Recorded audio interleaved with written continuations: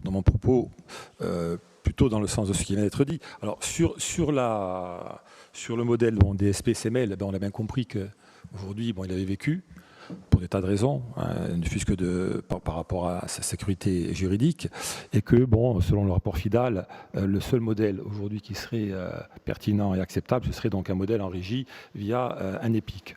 Bon, sur le principe, on n'est pas contre, même si on aurait préféré en maîtriser un peu plus les impacts en termes de financier, social et fiscal, puisque c'est vous-même qui l'avez évoqué, Monsieur le Président.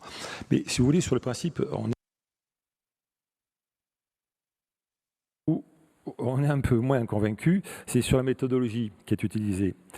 Pourquoi? Parce qu'en fait, comme me disait de manière un peu différente Paul-Félix Bénédette, ce qui manque aujourd'hui, en fait, on est sur un EPIC. Donc un EPIC, en gros, il y a 4 lettres. C'est établissement public et il y a un I et un C. Bon. Alors le I d'industriel et le C de commercial. Moi, ce que j'aurais aimé, c'est que derrière ce I et ce C, on ait un contenu qui soit beaucoup mieux défini. D'accord. Pourquoi? Parce qu'en fait, on a l'impression que finalement, une fois qu'on a monté la structure de portage, d'accord, le reste va forcément couler de source. Pourquoi? Parce que la seule variable d'ajustement aujourd'hui, que de manière inconsciente ou pas, nous avons à l'esprit, c'est que la seule variable d'ajustement financière, finalement, c'est le financement par la subvention d'équilibre. D'accord.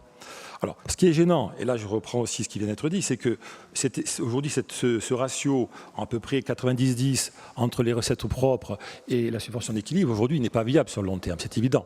Et il faudra monter à 20% pour des raisons, je dirais, légales et réglementaires, mais je pense qu'il faudra aller au-delà. D'accord.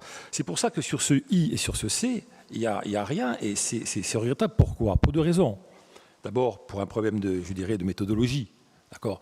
Moi, je pense qu'on aurait pu tout à fait aller pousser le bouchon un peu plus loin en disant, voilà, faisons un business plan. Alors, ce n'est pas forcément des termes très répandus dans le domaine public, mais si on avait fait un business plan, si on avait raisonné de cette manière-là, on aurait dit, en fait, voilà les recettes qu'on pourrait faire à terme avec une progression, une évolution progressive qui tendrait vers du 20, du 30, etc.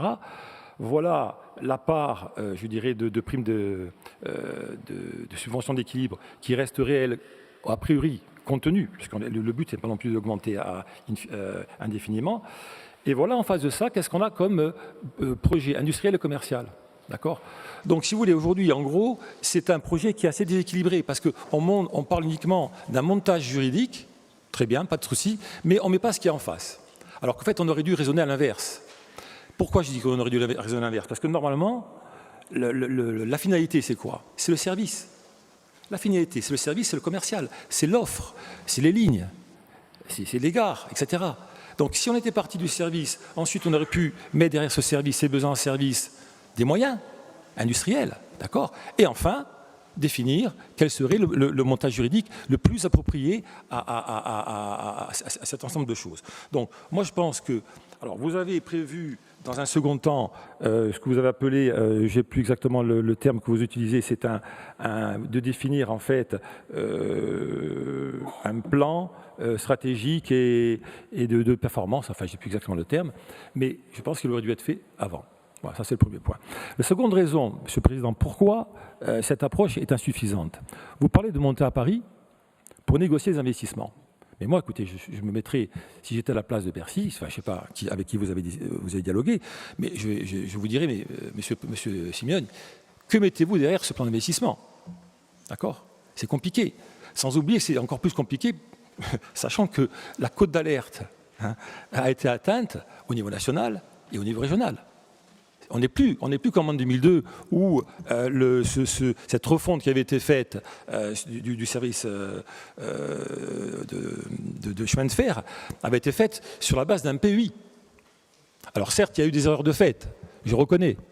Et je voudrais juste faire une parenthèse sur le rapport que vous avez fait sur les anciennes mandatures. Alors je trouve qu'il est un peu sévère. Pourquoi?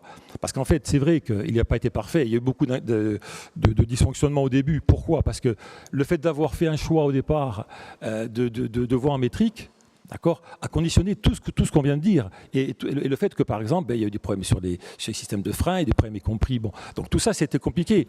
Mais ça, c'était aussi un héritage du passé. D'accord?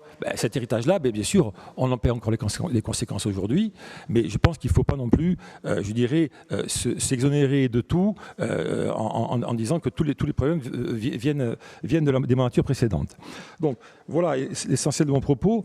Ce que je voulais dire aussi, c'est que je n'ai pas trop compris quel serait le rôle de la SNCF dans ce futur modèle. Et si la SNCF sort donc du capital, je voudrais comprendre un petit peu comment ça va fonctionner. C'est tout. Voilà. Je vous remercie.